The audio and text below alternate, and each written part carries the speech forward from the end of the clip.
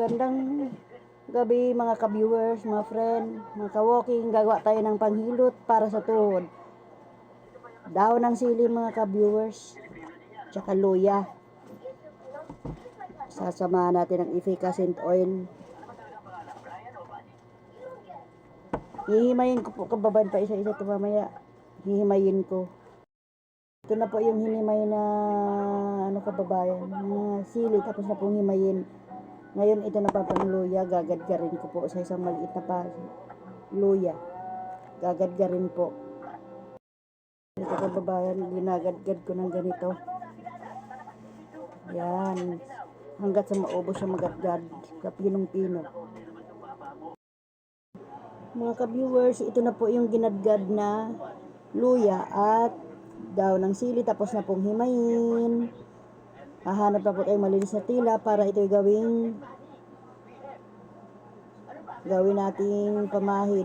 Ito'y pipagain natin, sasawarin natin ang piniga para gawing ihahalo natin sa efficacent oil na maanghang para mamaya panghilot sa tuhod para siya yung umanghang. Ito po. I-blender natin po siya para maging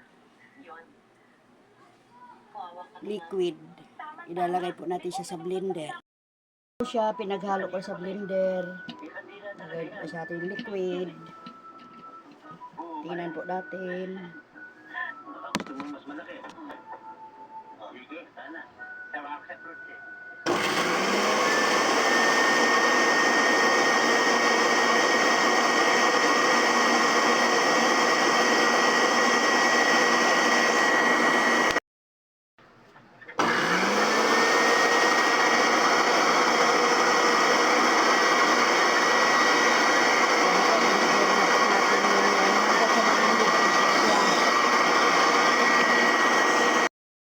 Kababayan, tapos na po siya yung blender. Ililipatan natin siya sa malinis na tela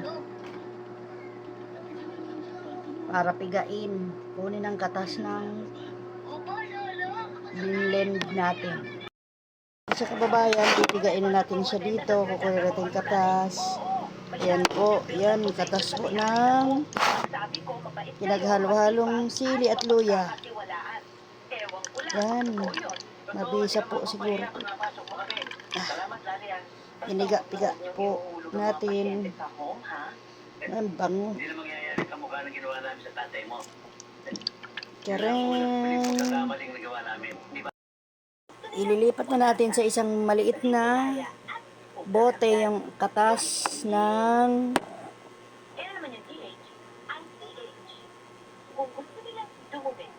pinaghalong luya at sili.